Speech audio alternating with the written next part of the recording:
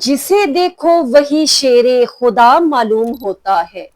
सईदा ज़ैनब रज़ी अल्लाह ताला अन्हा अर्ज करती हैं, या सैयद, हमारे नाना मुस्तफ़ा सल्लल्लाहु अलैहि वसल्लम की हदीस है कि मुसीबत के वक्त सदका दिया जाए तो वो मुसीबत को टाल देता है, तो क्यों ना हम कोई चीज सदका दें।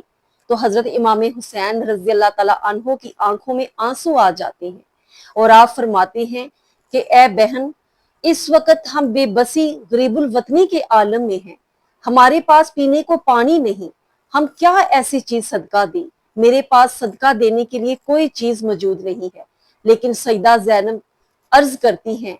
ए मेरे सैयद, ए मेरे भाई, आज हमारे पास पानी नहीं तो क्या हुआ, आज सदका करने के लिए ज़ैनब के दो लाल मौजूद हैं, ओन और मोहम्मद मौजूद है, आज मैं उनको सदका करती हूँ।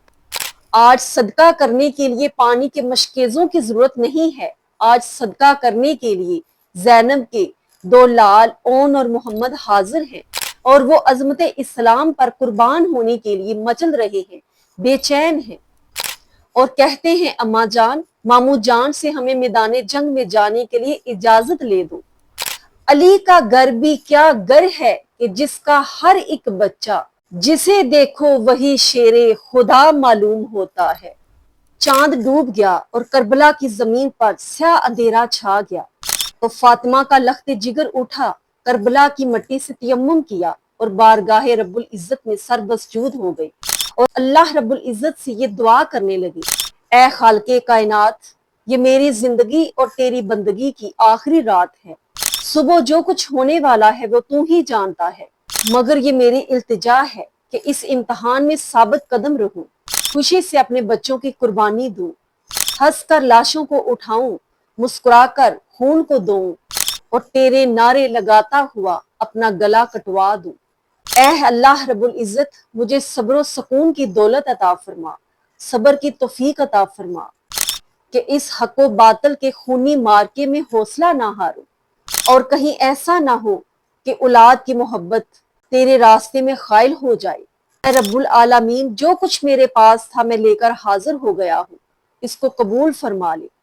मुझे साबित कदम रखना। आधी रात हो चुकी थी, हर तरफ खामोशी ही खामोशी थी। इमाम ने मुसल्ले से सर उठाया और शहजादा अली अकबर से फरमाया कि बेटा जाओ, करबला के मैदान का नक्शा देखाओ। शहजादा अली अकबर उठे और रात की तारीकी में मैदान करबला का नक्शा चारों तरफ से देखने लगे। जब नजर दौड़ाई तो क्या देखते हैं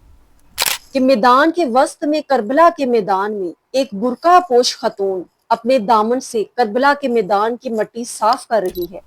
अली अकबर उस खतून के पास आते हैं और पूछते हैं कि ऐ खतून, तुम कौन हो और जमीने करबला को क्यों साफ कर रही हो, क्यों झाड़ रही हो। वो खतून खामोश रही, यहाँ तक कि अली अकबर वापस खैमे में आए तो हजरत इमाम हुसैन ने पूछा, बेटा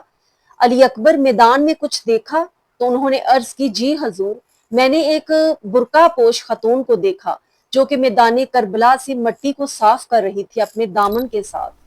मगर वो बोली नहीं।